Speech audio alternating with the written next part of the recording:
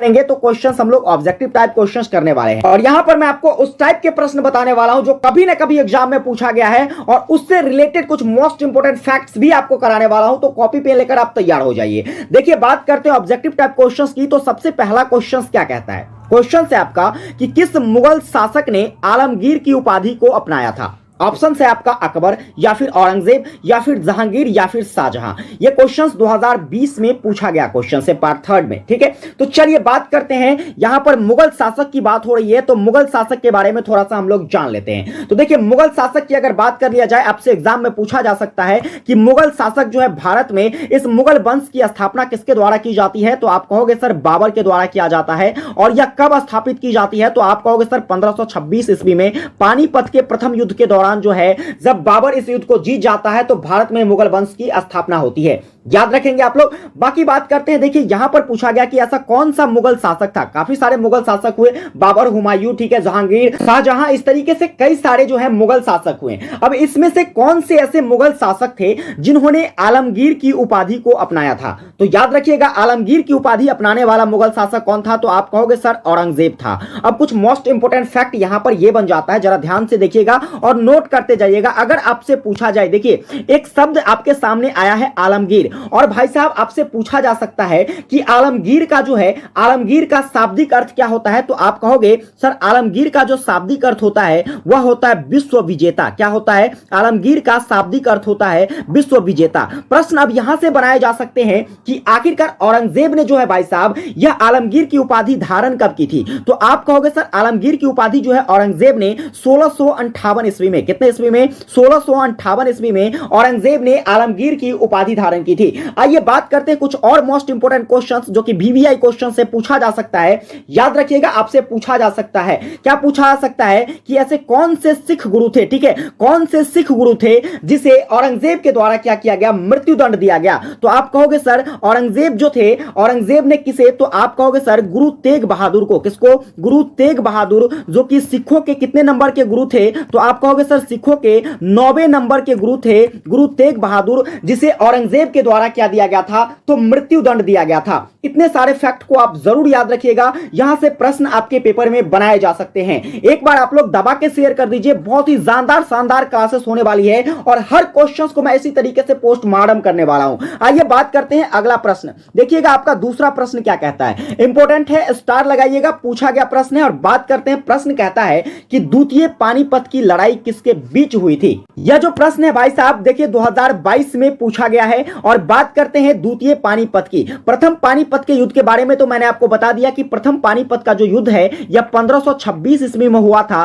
किसके किसके बीच हुआ था? तो आप कहोगे सर बाबर और इब्राहिम लोदी के बीच हुआ था। किसके बीच हुआ था? बाबर और इब्राहिम लोदी के बीच जो है क्या हुआ था? तो पानीपत का प्रथम युद्ध हुआ था और जिसमें बाबर जीत गया था और इस जीत के साथ ही भारत में मुगल वंश की स्थापना हुई थी। लेकिन यहां बात की जा रही है द्वितीय पानीपत युद्ध की। तो देखिए याद रखिएगा, द्वितीय पानीपत युद्ध जो है भाई साहब किसके किसके बीच होता है? तो यह हेमू, जिसे हम लोग हेमचंद्र के नाम से भी जानते हैं, हेमचंद्र विक्रमादित्य के नाम से। और देखिए हेमू और अकबर के बीच में क्या हुआ था भाई साहब? तो आप कहोगे सर हेमू और अकबर के बीच में पानीपत का द्वितीय युद्ध हुआ था। आपसे पूछा जा सकता है कि यह जो पानीपत का द्वितीय युद्ध है आखिर कब होता है? तो आप कहोगे सर 1556 ईस्वी में। डेट क्या थी? तो आप कहोगे सर 5 नवंबर 1556 ईस्वी को पानीपत के मैदान में क्या होता है? तो पानीपत का द्वितीय युद्ध हेमचंद्र विक्रमादित्य और अकबर के बीच लड़ा जाता है। और इस युद्ध में याद रखिएगा जीत किसकी होती है? तो आप कहोगे सर अकबर जो है इस युद्ध को क्या होता है? तो जीत जाता है। इतने सारे फैक्ट को याद रखिएगा।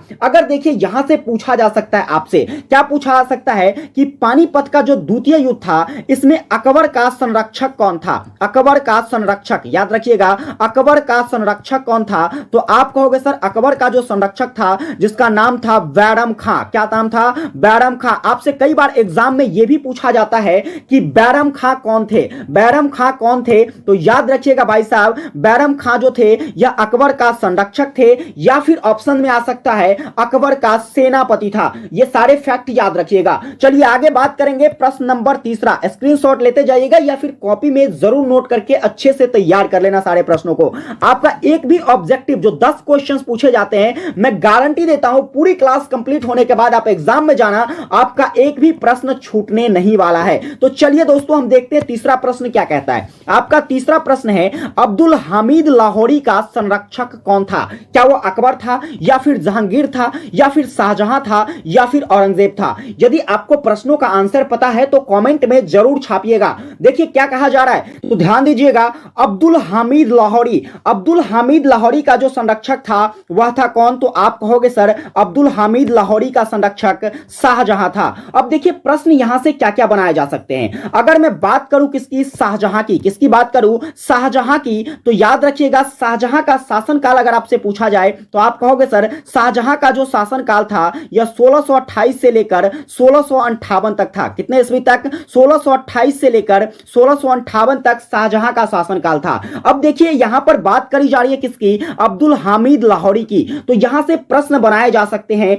याद रखिएगा अब्दुल हामिद लाहौरी की कुछ प्रमुख रचनाएं आपसे बार बार एग्जाम में पूछा जाता है। और याद रखिएगा इसकी कुछ प्रमुख रचनाएं, जिसमें सबसे पहला नोट करना, सबसे पहला नोट करना क्या था? वह था भाई साहब बादशाहनामा। क्या था? बादशाहनामा। या फिर इसी को किस नाम से जानते हैं? या फिर हम इसी को पादशाहनामा के नाम से जानते हैं। किसके नाम से जानते हैं? पादशाहनामा के नाम से जानते हैं। और देखिए इसमें किसका वर्णन किया गया है? तो यहां पर देखिए आप याद रखिएगा बादशाहनामा या पादशाहनामा जो था इसमें भाई साहब शाहजहां के शासनकाल का वर्णन किया गया है। किसका वर्णन किया गया है? शाहजहां के शासनकालों का वर्णन किया गया है। इतने सारे फैक्ट याद रखिएगा। चलिए बात करेंगे आपका चौथा प्रश्न क्या कहता है। देखो चौथा प्रश्न आपका कहता है कि किस राजवंशों की स्थापना जो है यह शेर शाह के द्वारा किया गया था। देखिए ध्यान रखिए 19 में पूछा गया, 2019 में क्वेश्चन पूछा गया है कि किस राजवंशों की स्थापना जो है यह शेर शाह के द्वारा किया गया। क्या वह लोधी राजवंश था, या फिर सूर राजवंश,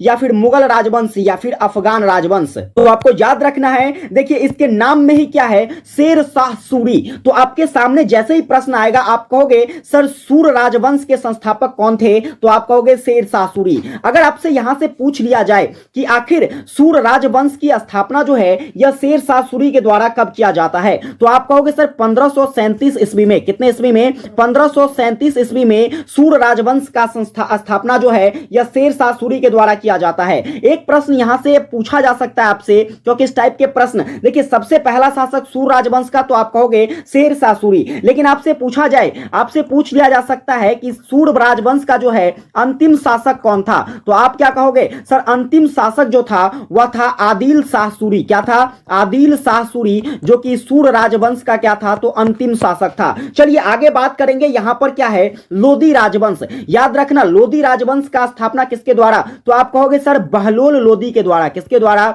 बहलोल लोधी के द्वारा क्या किया गया था? तो लोधी राजवंश की स्थापना करी गई थी। कब किया गया था? तो आप कहोगे सर 1451 ईस्वी में किया गया था। वहीं पर बात करें मुगल राजवंश, इसकी स्थापना किसके द्वारा? तो आप कहोगे सर बाबर के द्वारा किया गया था। और कब किया गया था? तो आप कहोगे सर 1526 ईस्वी में किया गया था। वहीं पर बात कर लिया जाए अफगान राजवंश, तो वैसे तो कहा जाए अफगान राजवंश की संस्थापक किसको माना जाता है? तो बहलोल लोधी को ही माना जाता है, क्योंकि यह पहला अफगान शासक था। बहलोल लोधी जो था वो क्या था?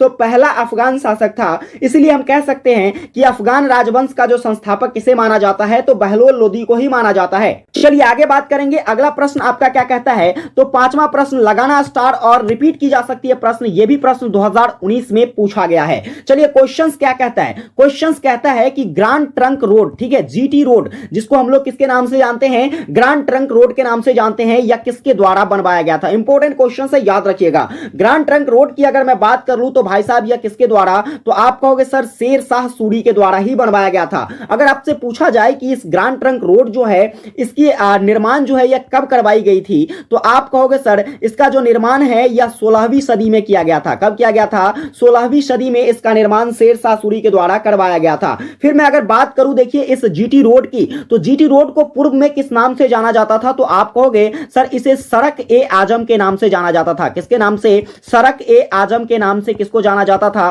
तो जीटी रोड को जाना जाता था। या फिर पूछा जा सकता है, देखिए सड़क ए आजम के साथ साथ आपको याद रखना है इसे उत्तरा पथ के नाम से भी जानते थे। किस नाम से? उत्तरा पथ के नाम से। या फिर कहा जाए तो इसे ही हम लोग बादशाही पथ के नाम से जानते थे। किसके नाम से जानते थे? बादशाही पथ के नाम से जानते थे। ये सारे नाम किसके हैं? तो भाई साहब आपके जीटी रोड के नाम है, याद रखिएगा। देखिए बात कर लिया जाए, आपसे पूछा जा सकता है कि इस जीटी रोड की लंबाई कितनी है? तो आप कहोगे जीटी रोड की लंबाई जो है यह 3710 किलोमीटर है। इसके बाद देखिए हम बात कर लेते हैं शेरशाह सूरी की। किसकी बात कर लेते हैं? शेरशाह सूरी की। एक फेमस क्वेश्चन याद रखिएगा, शेरशाह सूरी का जन्म कहां होता है? तो आपके बिहार राज्य के सासाराम में होता है। कहां पर? बिहार राज्य के सासाराम में ही शेरशाह सूरी का जन्म माना जाता है। और देखिए यहां से एक इंपॉर्टेंट प्रश्न बनाए जाते हैं कि शेरशाह का मकबरा कहां स्थित है। क्या पूछा जाए आपसे कि शेरशाह का मकबरा कहां स्थित है? तो आप कहोगे सर शेरशाह का जो मकबरा है यह सासाराम में अवस्थित है। और यह बार बार पूछा जाने वाला प्रश्न है, इसलिए आपको अच्छे से याद रखना है। चलिए बात करेंगे हम लोग छठे नंबर क्वेश्चन की। छठा नंबर क्वेश्चन क्या कहता है?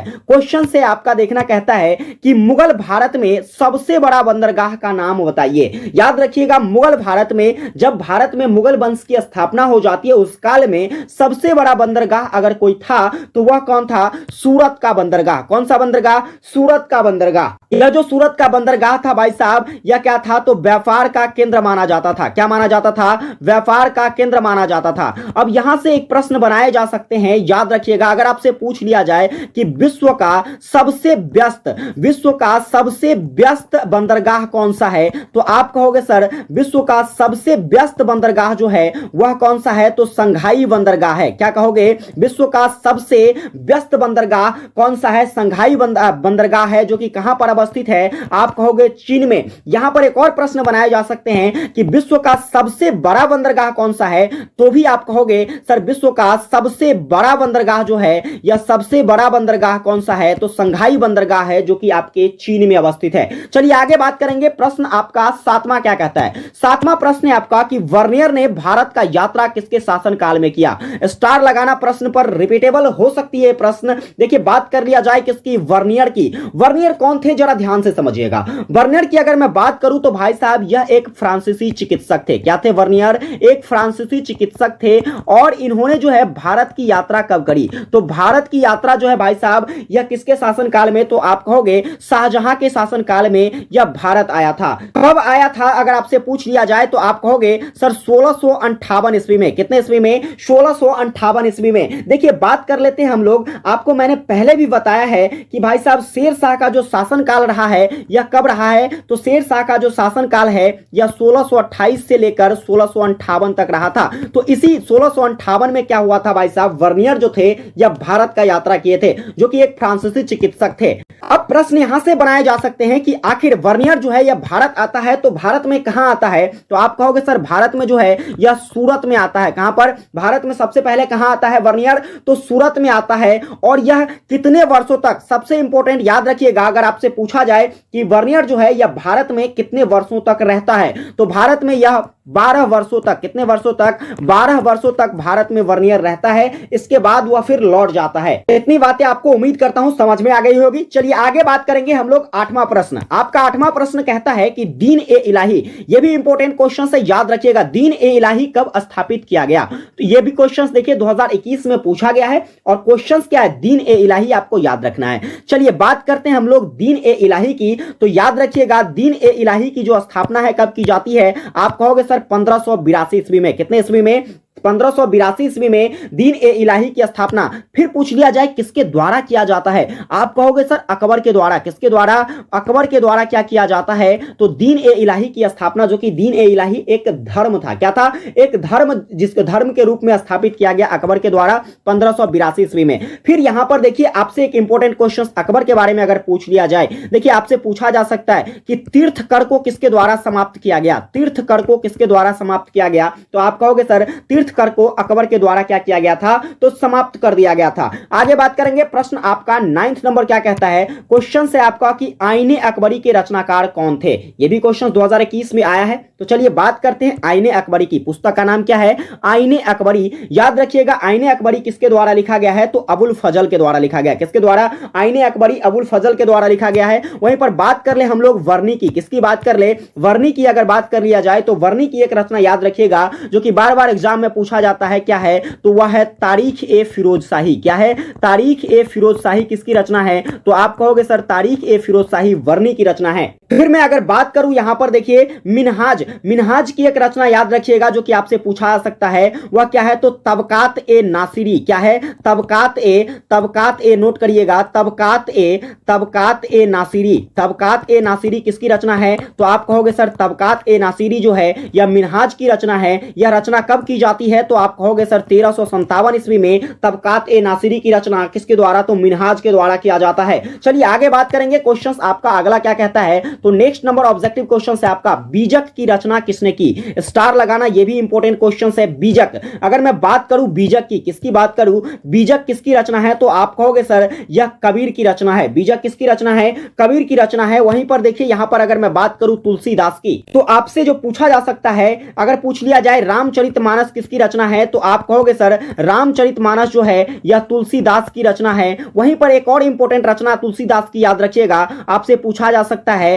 कि विनय पत्रिका किसकी रचना है? विनय पत्रिका जो है यह किसकी रचना है? तो आप कहोगे सर तुलसीदास की रचना है। रामदास की अगर बात कर लिया जाए तो ऐतिहासिक ग्रंथों में वैसे इसकी कोई रचना है नहीं, लेकिन आपसे कई बार एग्जाम में पूछा गया है कि आत्मा राम, आत्मा राम किसकी रचना है? तो आप कहोगे रामदास की रचना है। फिर मैं अगर बात करूं मनोबोध किसकी रचना है, तो आप कहोगे सर मनोबोध रचना जो है यह रामदास की रचना है।